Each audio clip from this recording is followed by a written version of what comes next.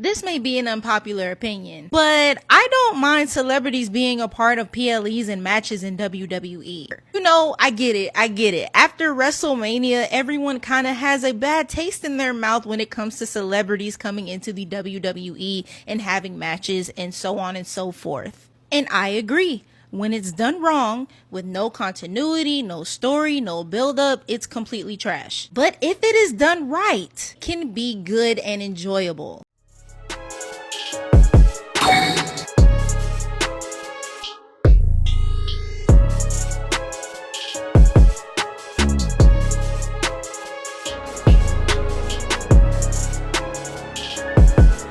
So that was a video that I created, I would say around a year ago, talking about celebrities in WWE. And if you haven't already, you should follow me on TikTok because that is where I post kind of like random stuff on a whim. So if you don't want to miss content like that, give me a follow. And so in that video, I was referencing Jelly Roll teaming up with Randy Orton to face Drew McIntyre and Logan Paul at SummerSlam. And honestly, that video may have come back to bite me a little bit because now it seems like the WWE might actually have a celebrity problem. Now, I do stand by what I said in that video. I do not mind celebrities in the WWE in general. If the story makes sense and if the celebrity is willing to take time to put in the work to get in that in-ring training, then I'm cool with it. I enjoyed Bad Bunny, I enjoyed Johnny Knoxville, and I even thought that Kit Wilson and Jelly Roll's whole slam poetry thing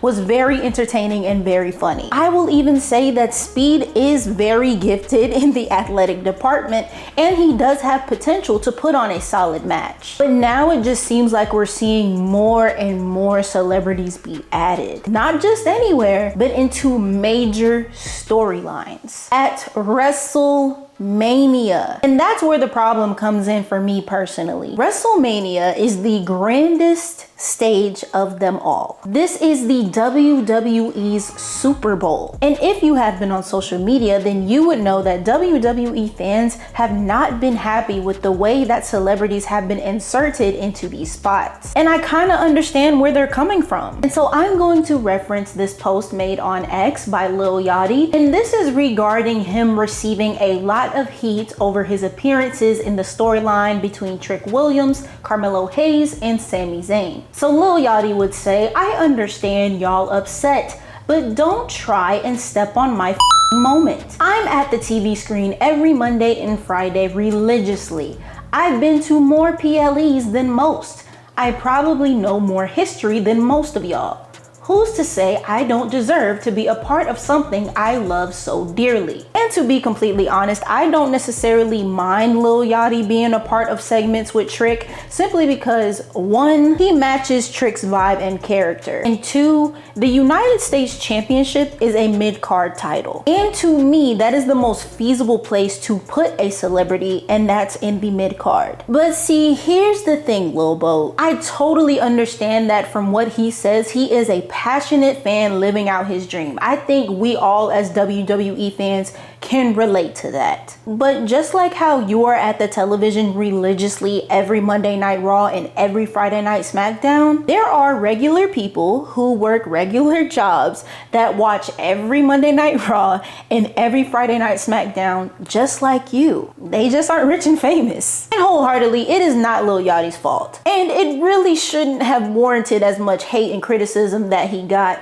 but it's just the timing of things that is just so unfortunate for him. While we have Lil Yachty being paired up with Trick Williams, while that is happening, we have Speed in a match at WrestleMania. You have Jelly Roll and Pat McAfee in the story of the main event of WrestleMania, which was probably one of the most disappointing reveals I have ever seen. Not to mention, this is the match that everybody was saying had the most story going into WrestleMania. The story basically wrote itself is what everyone was saying, but we needed Pat McAfee nonetheless to tell the story.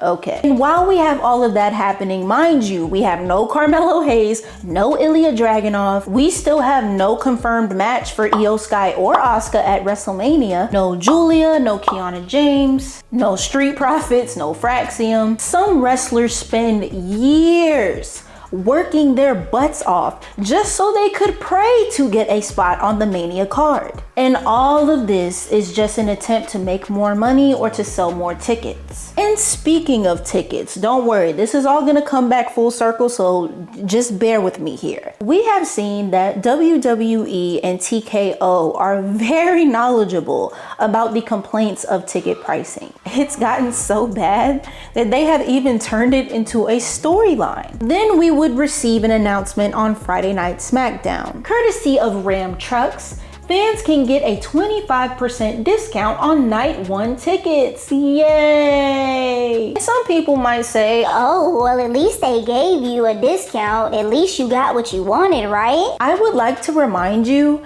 that tickets being overpriced has been a thing since the partnership with ESPN, and maybe even before I started watching again. This discount was announced on Friday Night SmackDown and lasted up until the end of Monday Night Raw, 1 week before WrestleMania. I don't know about y'all, but when I am making plans for a trip like that, I'm taking everything into consideration. Travel, how am I going to get there, and how am I going to get around once I touch down in Las Vegas? Where am I going to stay? Food, merch, all of that. And I am just one person. We're not even factoring in the families with children. So at that point, it kind of feels like,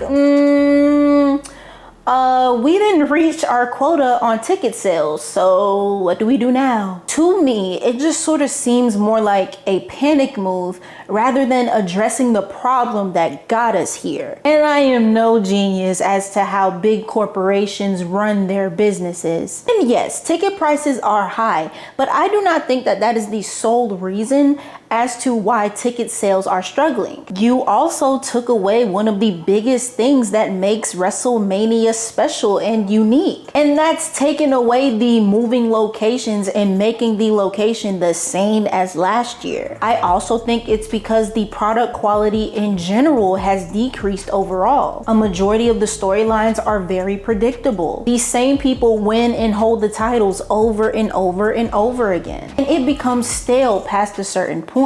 And this is coming from somebody that wants to go to a live show. I have never been to a live WWE show. I've been watching it since I was a kid, and I want to have that experience. If I know what's going to happen, why would I spend a large sum of money that I could be spending on bills to go see a live show? But that's just how I see it, guys. What do you think? Do you guys think that WWE has a celebrity problem, or is it just a part of the business? Or how do you feel about ticket pricing? Do you think there's more to it than meets the eye? Make sure you guys like the video, subscribe, and I'll see you guys later.